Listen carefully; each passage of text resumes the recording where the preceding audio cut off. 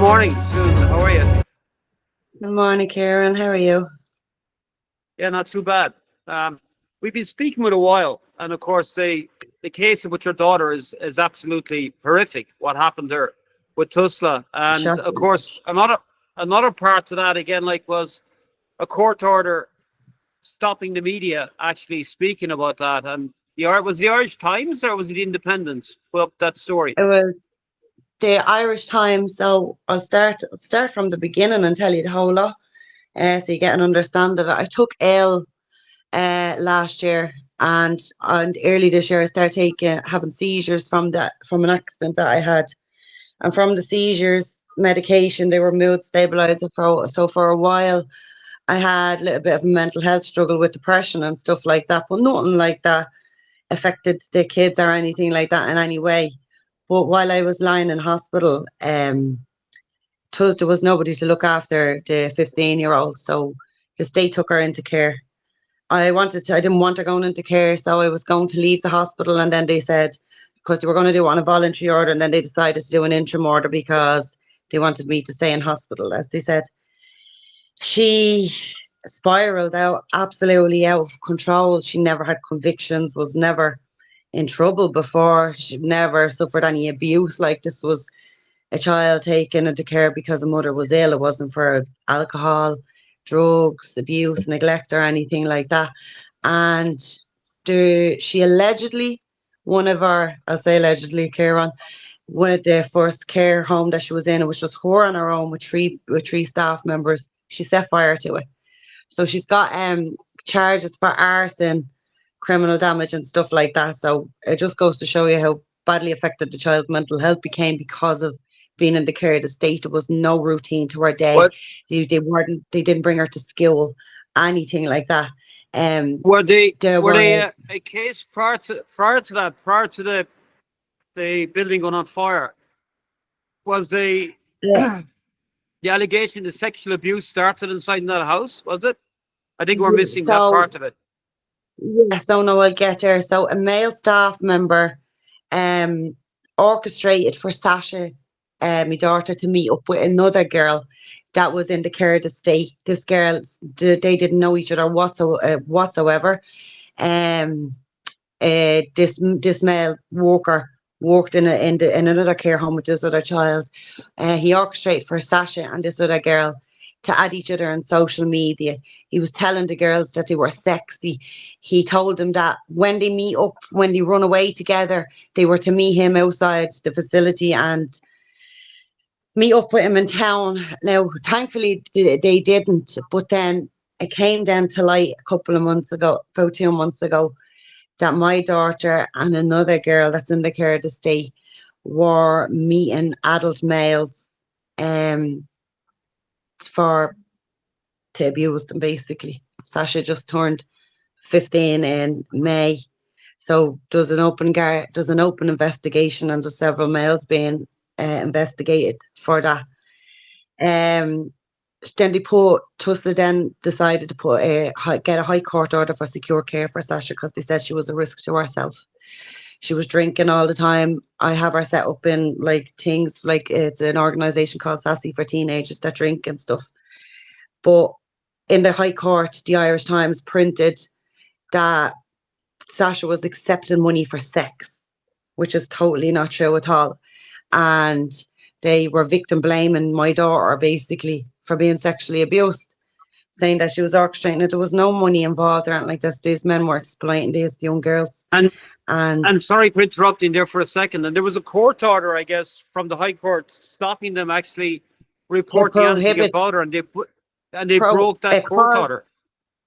yeah, so the court order said that they were to prohibit it because the date that the bed is available for Sasha to go into secure care for her own safety um was released in the newspapers, and Sasha's peers, there was people sharing it on Facebook. They were calling her a prostitute, all because the Irish Times printed that she was accepting money for sex by older men. Like, she's 15. How can a child be a prostitute? There's no such thing as a child prostitute. But she caused her detriment. I don't know the word, just effects that it had on her mental health and the whole lot from it. She's gone missing while she's been in care over 60 times. She's been reported missing. On one occasion, I took her myself after being missing for 4 days with a strange man in his 40s. I took her off and I went up to Belfast. Remember I was telling you that story, Keiran? Yeah, yeah. When I went to Belfast, the PSNI pursued us. They arrested me. They took Sasha back across the border and they arrested me. They put me on my belly and they stamped on my leg and broke my leg. And they called me a dirty Finian and everything. I don't know where, if that order came from somewhere to do it, it makes you think. But I'm incapacitated at the moment. But right now, last week Sasha went missing for 4 days and we were out looking for her in the streets. Didn't find her, came home and she, about 3 o'clock in the morning, Saturday morning, she walked in the door covered in blood, fevers, the whole lot. So we had to go to Temple Street, an ambulance was called, had to sit in Temple Street for the whole night. So right now she's here. She's reported missing again, but she's here and I'm just refusing her to send her back. Right, that's absolutely shocking. And they actually want to take her back into care, take her away from you being the mother and take her back into care. And she's after, in care, she's after being sexually abused multiple times by multiple different men. Yeah, and she told, when she reported to a team leader social worker about the allegations about staff members, the team leader social worker told her that couldn't be true because all these people are Garda vetted. And bless Sasha, like she's on the ball, she said, well, look, with my mum's job, my mum is Garda vetted, but if I brought this to you about her, you'd investigate her, and it was all brushed off and that was that. Then I rang up the social worker, the team leader social worker, and I'd asked her, I said, what can you actually do to guarantee me that you can keep my child safe? I said, she's being sexually abused. And her reply was that it's not Tusla's fault what situations that Sasha puts herself into and these things happen to her. And I just thought that was absolutely horrific.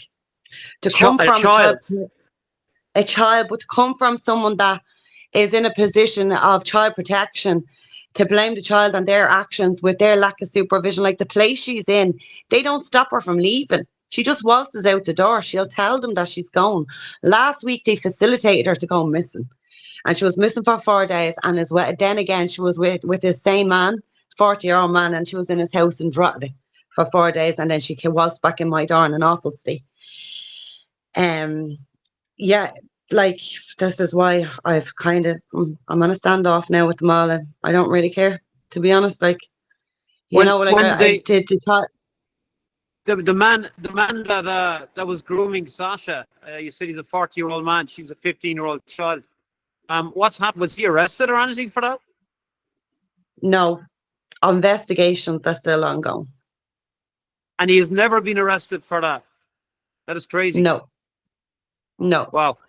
So it's where'd you go from here? Where'd you go from here? I mean, you have your child back at home, and with the help of God, you can keep her at home. At least she's going to be somewhat safe with yourself.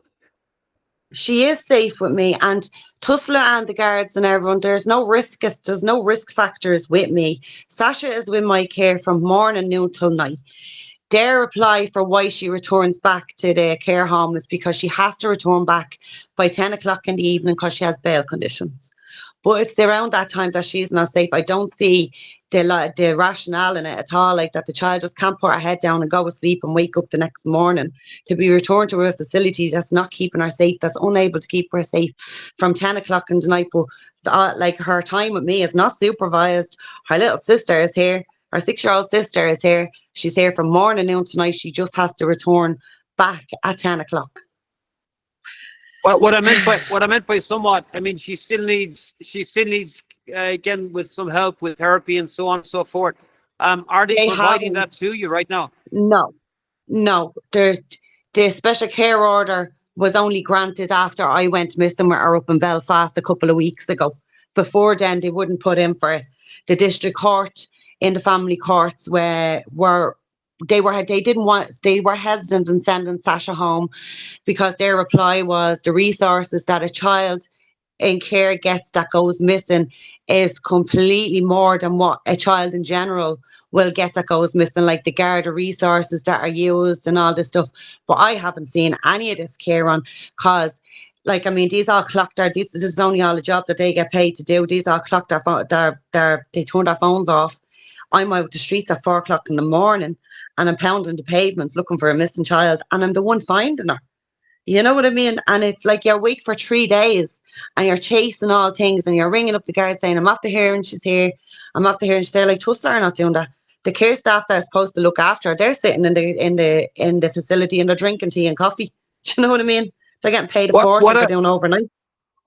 When you speak with them, right? Clearly, like, there's a complete breakdown regarding everything with Tusla, with the amount of people I spoke to.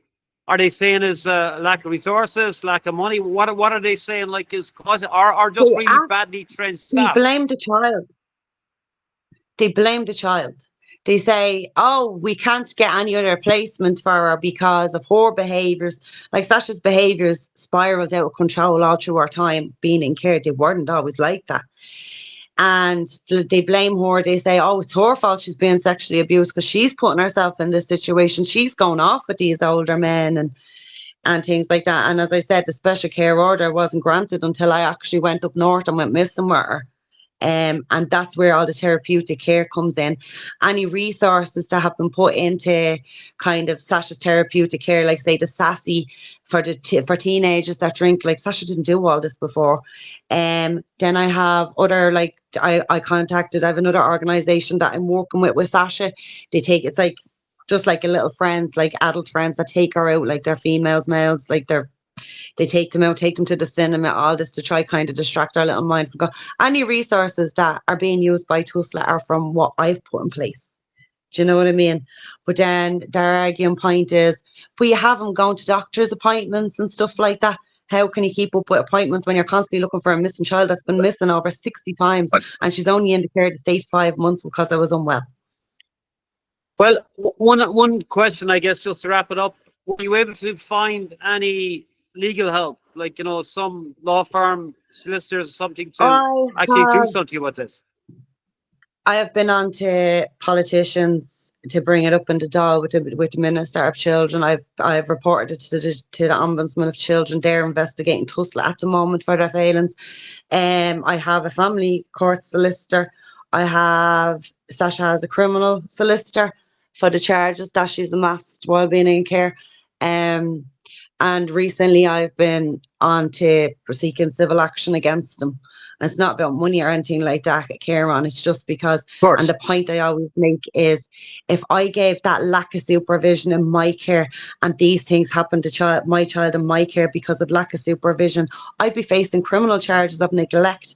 And it wouldn't be a temporary care order that my child is on because I'm unwell. It'd be a full-time care order and I'd be locked up in a prison. And no adult is being held accountable.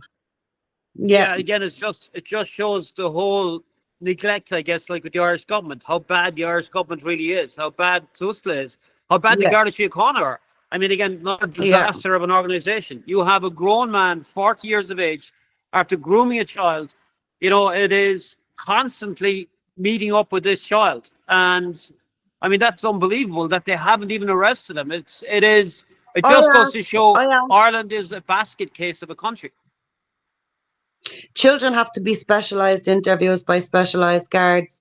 Sasha has been finding it very difficult to speak about kind of the nitty gritty stuff, if you know what I mean, getting into like the statement, you know what I mean, without me saying it, because they want her to kind of speak and say the words clinically, like, you know what I mean, instead of using like slang words for body parts or whatever, because she's still only a child, she's no understanding of it at all. And so it's taken a little while. But the thing, she hasn't been contacted by the guards in regards to being specially interviewed in about over a month, and she's just herself. She's eager to kind of get it done and over with. You know what I mean? I did say to the allocated social worker, because I was finding it difficult sitting around her talking about these things well, and she said, "Look, I'll take over and I'll go with her." Sasha was happy with that because she didn't really kind of want to get into those conversations with the guards with me present either. Do you know what I mean?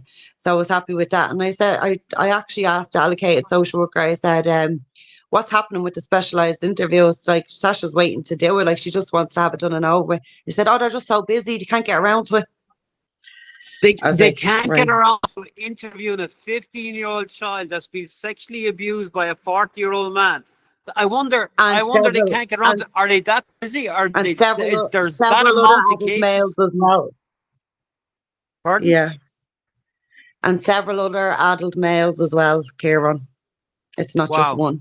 It this is like it's like an orchestrated pedophile ring kind of thing. It's one man, same driver, picks girls up all the time, different passenger in the car all the time, picks the girls up, do what they will with them, and then drops them back off again. But the same driver has different men all the time to pick the two girls up. It's shocking. Wow. Wow. Wow. So I guess one of the things that I'll ask any of my listeners that are listening to this, maybe somebody can come forward that gives some legal help or legal advice with this. That would Yeah, be absolutely great. And, maybe again, I mean, just get some support for you and your family. yeah, brilliant. Thanks, We've Kieran. spoke quite a bit That's there very with good of you. the last 5 or 6 weeks, and it's shocking. It's shocking. But I'm just appalled with the Irish government. I mean, everything they seem to touch is a disaster. And like if you have the likes of our government, when they can't take care of a 15-year-old child and allow this to happen over and over again, there's something seriously wrong here. Especially when, like, it's not because, like, she didn't go into state care because of anything wrong at home. It was because of the mother being ill. Right. And then the mother being, like myself, that's what I'm talking about myself, saying the mother. I know I'm speaking like I'm a third party because I'm constantly having this conversation with people.